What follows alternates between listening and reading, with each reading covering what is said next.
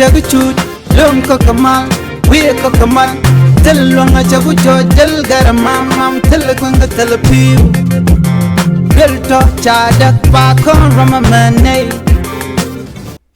biak mal ka Nuer online tv ka jan gwasa ma bana roch bana jaling ka kiwut ka me shal ka Emmanuel Kamis Richard ciek ci japat wichar ngay kon me jege chalare ne rewish ka South Sudan ka juba gwano pada ciek tin ciek me kok kwaka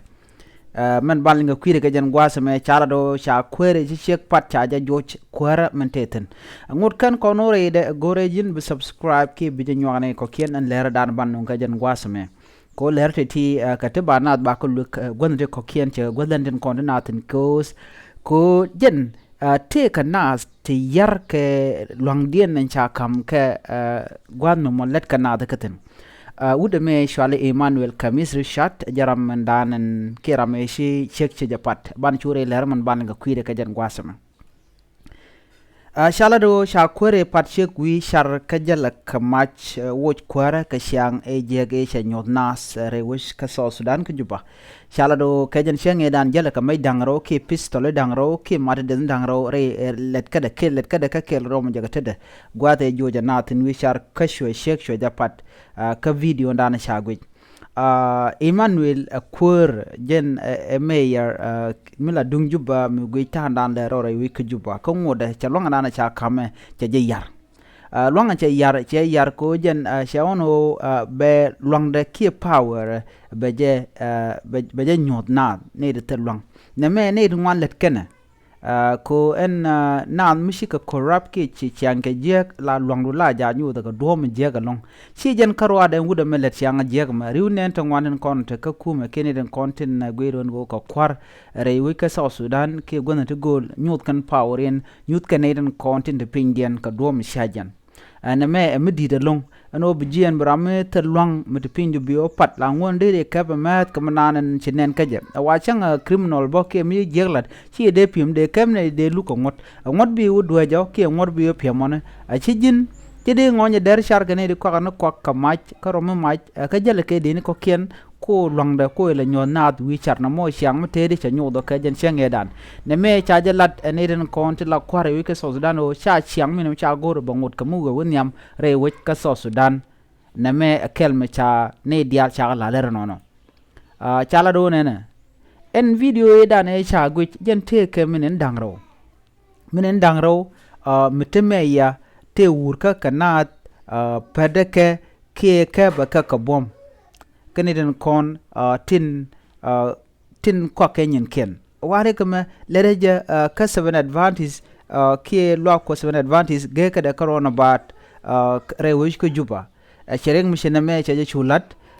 Kamis chaje go nore te jala ka mai daro ki pistol dangro gwade dan e la de re ka mo la de jaten ena me akel mi shagu jo mi jek chagoro bawo ki binado ka milet kenan ko chiang ma shagur shukume she wude shal ki Emmanuel che ja kap chong anta mere lade che bulo ngot ka wonyam wude me shal Emmanuel Kamis Richard che power che ja abuse ke che longde che yar ko che ja nyot jek ka do mi shajen kwero bana ba ka lokshi bana ba ka doch ma ngai kene dia mi jina kwor ka bi power be je use against ne ti te luang ke ne ti tot ke ramete luang mi shi chet ke ji mu kul te pindu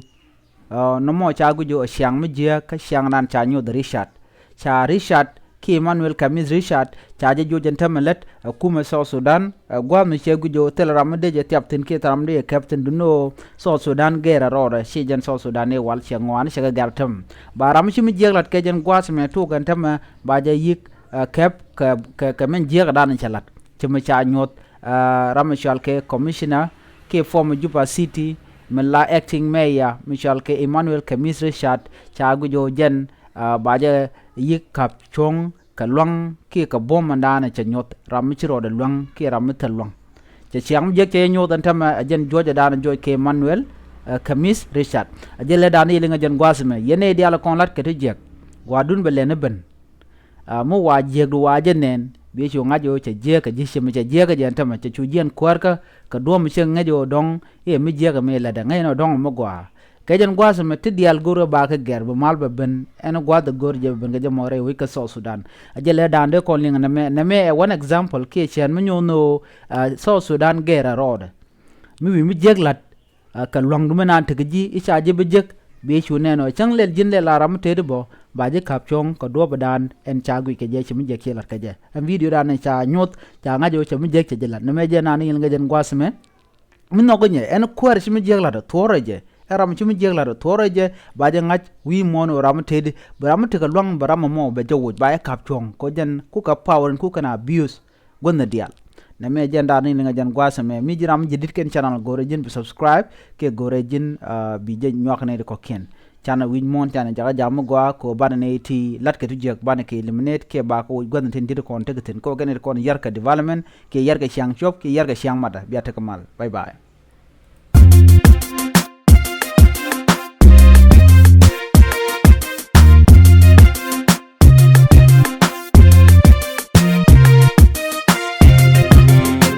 chagu chut lom ko kamal we ko kamal tel longa chagu cho tel garamam mam tel gonga tel piu